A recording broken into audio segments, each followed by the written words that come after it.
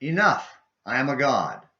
All of you are beneath me, you dull creature, and I will not be bullied by. In one of the funniest scenes in the 2012 movie The Avengers, Loki's self-deluded speech was interrupted by the Hulk, who grabbed him by the ankles and with one hand bashed him repeatedly to the floor like a rag doll. He then left him crumpled in, yes, in, not on, the floor, dazed and stunned. The audience roared with laughter and almost missed the best line as the Hulk walked away mumbling, "Puny God." If it wasn't so sad, our puny understanding of the nature of God would be funny. When we talk about God, do we understand that he is not bound by time, space, or matter?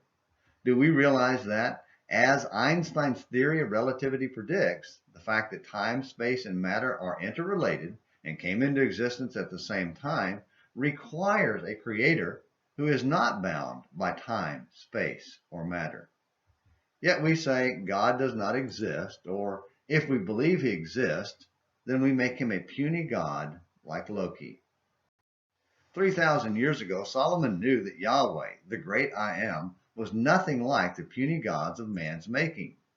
When he finished the temple, he repeated and expanded on the explanation he had given to Hiram about the fact that God is not contained by a temple made with hands. In his dedication speech, Solomon began by praising and thanking God for his great promise to David, and then declared for all to hear, "O Lord, the God of Israel, there is no God like you in heaven above or on earth beneath." 1 Kings 8, verse 23, and 2 Chronicles 6, verse 14. Then, after asking him to continue his blessings, he continued praising God by saying, "But will God indeed dwell on the earth? Behold, heaven and the highest heaven cannot contain you. How much less this house which I have built?" 1 Kings 8, verse 27, and 2 Chronicles 6, verse 18. Talk about understanding God and recognizing his own insignificance. Solomon boldly declared to the nation, "Since heaven and earth cannot contain God, then neither can this puny temple that I just finished building."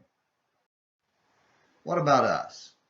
Do we recognize the power and majesty of God and bow before him in humble admission of our own insignificance? Or are we busy constructing our own temples, churches, and approaches to God under the delusion that we can contain him?